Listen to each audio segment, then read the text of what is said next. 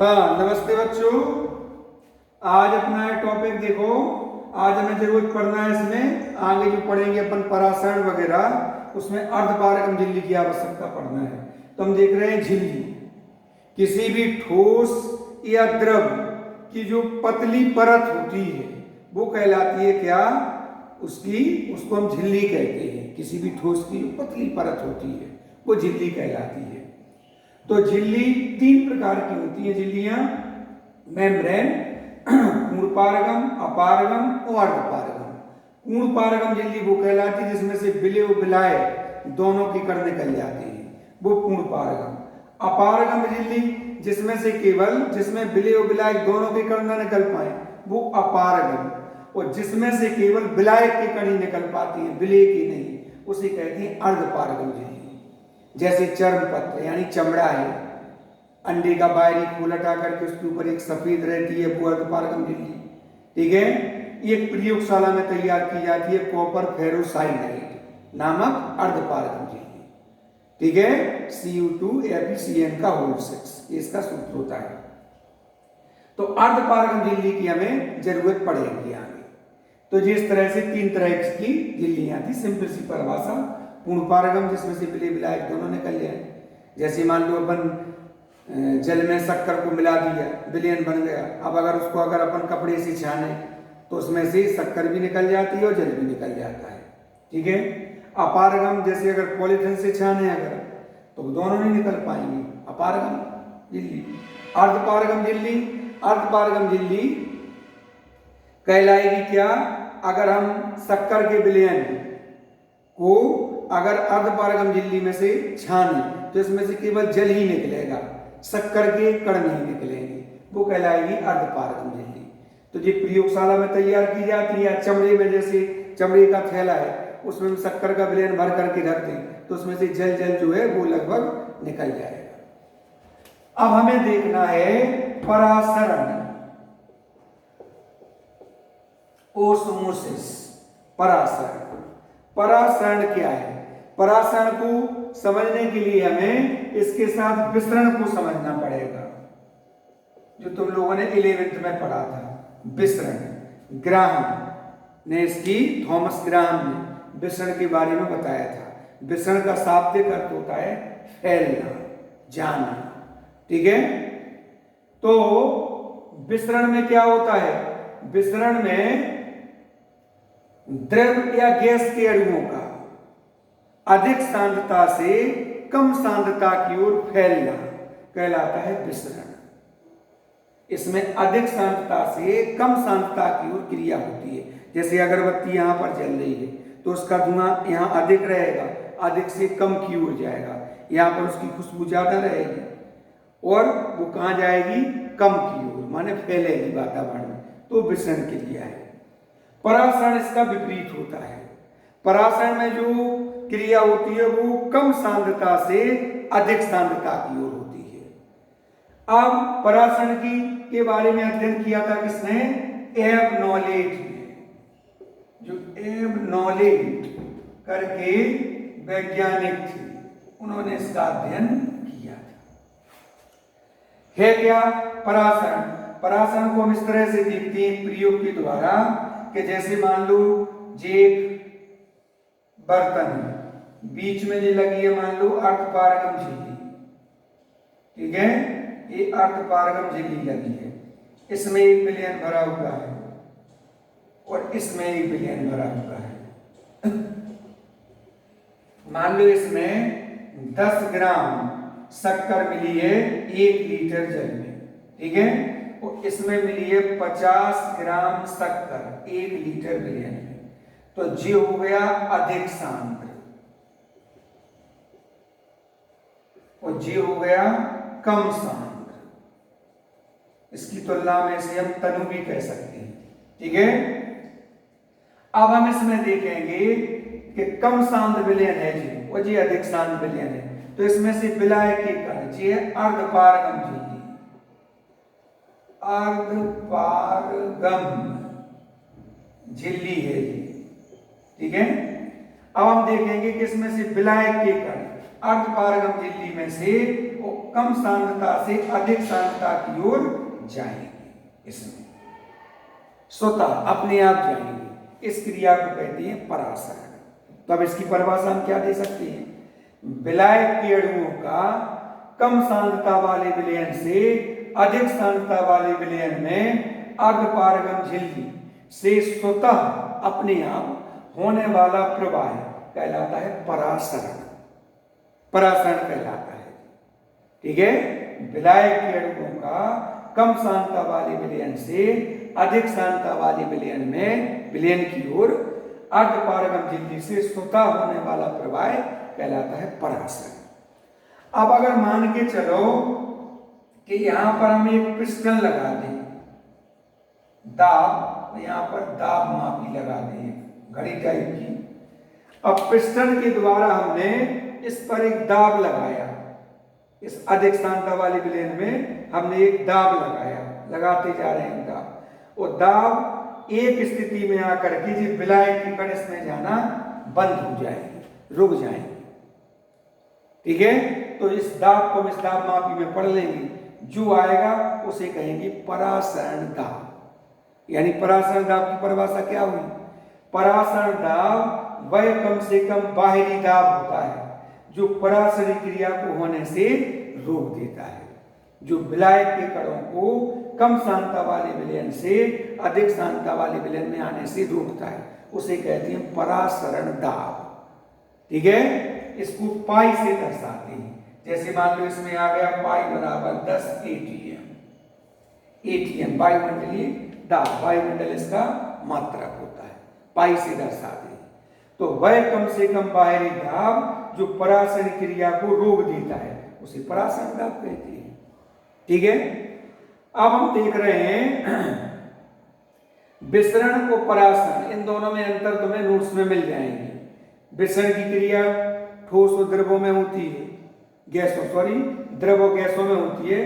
परासरण क्रिया होती है विलयनों में, जी विलयनों का काम है केवल। विसरण की क्रिया विलय विलायक दोनों की कण गति करते हैं, परासरण क्रिया में केवल विलायक की कण गति करती है। विसरण की क्रिया विपरीत दिशा में नहीं हो सकती है, लेकिन परासरण क्रिया विपरीत दिशा में हो सकती है। तो हम कह सकते हैं जब विपरीत दिशा में नहीं होती तो विसरण क्रिया होती है कैसी? एक देशिक, मोनो डायरेक्शनल होती है, एक देशिक होती है।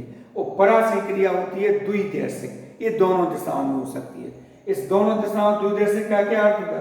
जैसे अभी कम सांद्रता से अधिक सांद्रता में जा रहे थे विलायक के कण, हमने इस पर दाब लगाया तो दाब ने क्या किया? परासरण क्रिया को रोक दिया। मान लो 10 ATM पर परासरण क्रिया रुक गई तो 10 ATM क्या कहलाएगा? परासरण दाब। अब अगर मान के चलो कि हम और दाब लगा दें इस पर, तो अगर मान के चलो हमने 15 ATM दाब लगा दिया इस पर, तो अब उल्टा होने लगेगा। अब इस अधिक सांद्रता वाले विलयन से कम सांद्रता वाले विलयन में विलायक के कण आने लगेंगे। इस क्रिया को कहते हैं प्रतिलोम परासरण या विपरीत परासरण या व्युत्क्रम परासरण। जब किसी विलयन पर परासरण दाब से अधिक दाब लगाया जाता है तो उसमें से विलायक के कण कम सांद्रता वाले विलयन की ओर आने लगते हैं। इस क्रिया को कहते हैं प्रतिलोम परासरण या विपरीत परासरण। इस क्रिया का उपयोग किया जाता है समुद्री जल से पीने योग्य जल प्राप्त करने में। इसमें अर्धपारगम झिल्ली मजबूत रहती है, सेलुलोज एसीटेट की बनी होती है। तो परासरण की जो क्रिया है वो द्विदेशिक है, दोनों दिशाओं में हो सकती है, लेकिन विसरण की क्रिया एक देशिक है। धुआं जैसे चला गया चारों ओर, तब वो वापस लौट के नहीं आ सकता है वहीं पर, तो ये एक देशिक होती है, ठीक है। इसके बारे में ग्राहम ने अध्ययन किया था, इसके बारे में एवनोरेट ने अध्ययन किया था, तो ये अंतर रूप में याद रख सकते हैं। अब हम देखेंगे कि परासरण का आखिर हमारे दैनिक जीवन में क्या महत्व होता है।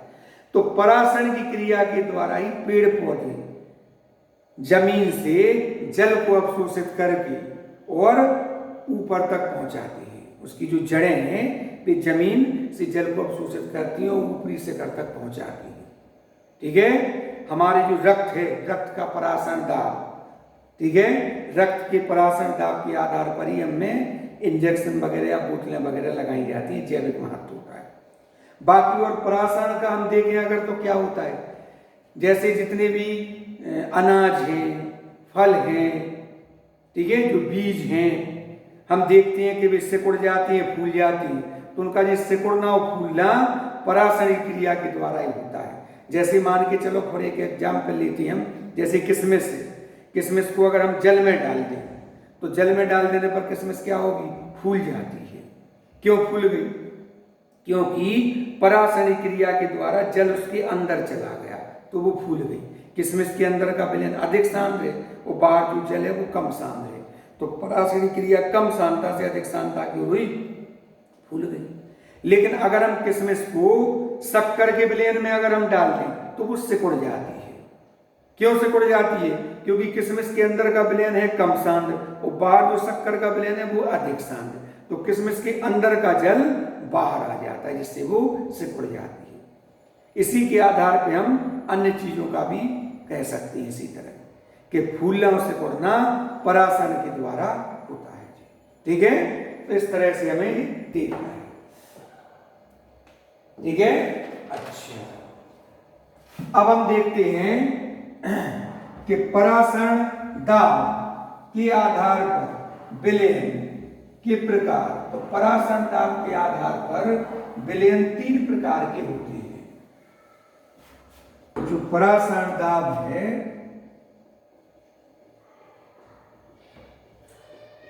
परासरण दाब, इसके आधार पर विलयन 3 प्रकार के होते हैं।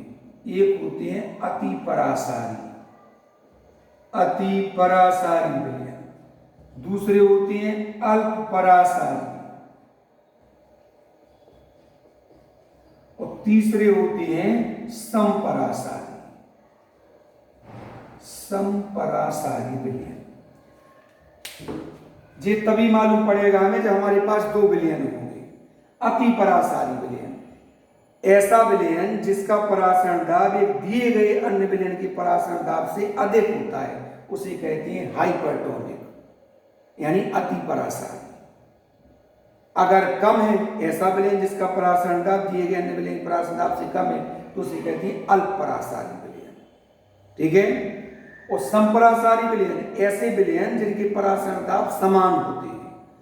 अगर हम ऐसे 2 विलयन लें, उन्हें अर्धपारगम झिल्ली के द्वारा पृथक करें, उनमें परासरण क्रिया ना हो, ठीक है, तो वे दोनों विलयन क्या कहलाएंगे? समपरासारी विलयन। समपरासारी विलयनों की मूलर सांद्रण समान होते हैं। ठीक है, मूलर सांद्रण माने एक विलयन के मूलों की संख्या बराबर दूसरे विलयन के मूलों की संख्या का मान बराबर होता है। तो समपरासारी विलयन के थोड़े से न्यूमेरिकल है। मूलों की संख्या का सूत्र वही है, द्रव्यमान बटे अणुभार।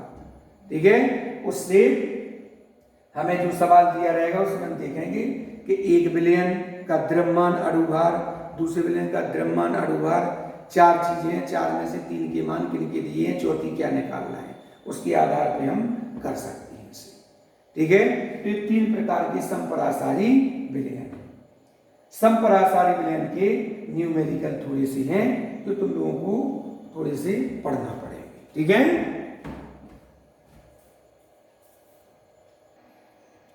हाँ, जैसे सवाल है समपरासारी विलयन पर आधारित सवाल है, जैसे जी है 5 ग्राम सुक्रोज 100 मिलीलीटर विलयन में तथा 8.77 ग्राम यूरिया 1000 ml विलयन में उपस्थित है। यदि ये दोनों विलयन समपरासारी तो यूरिया का आणविक द्रव्यमान ज्ञात करो। इसमें हमें एक चीज का ध्यान रखना पड़ता है समपरासारी वाले विलयन सवाल में कि दोनों की आयतन समान करना पड़ती है। जैसे जी 100 ml में 5 ग्राम शक्कर है और जी 1000 ml में 8.77 ग्राम यूरिया है, तो दोनों की आयतन अलग अलग है जी, 100 ml में जी 1000 में। तो इस 100 ml का 1000 ml में बनाना पड़ेगा। तो इसको अगर हम हल करेंगे तो 100 ml में सुक्रोज की मात्रा है 5 ग्राम, तो 1 ml में 5/100, तो 1000 ml में कितनी कहलाई? 5/100 गुणे 1000 यानी 50 ग्राम। अब जी 50 ग्राम मानी जाएगी। तो सुक्रोज का द्रव्यमान कितना हो गया शक्कर का?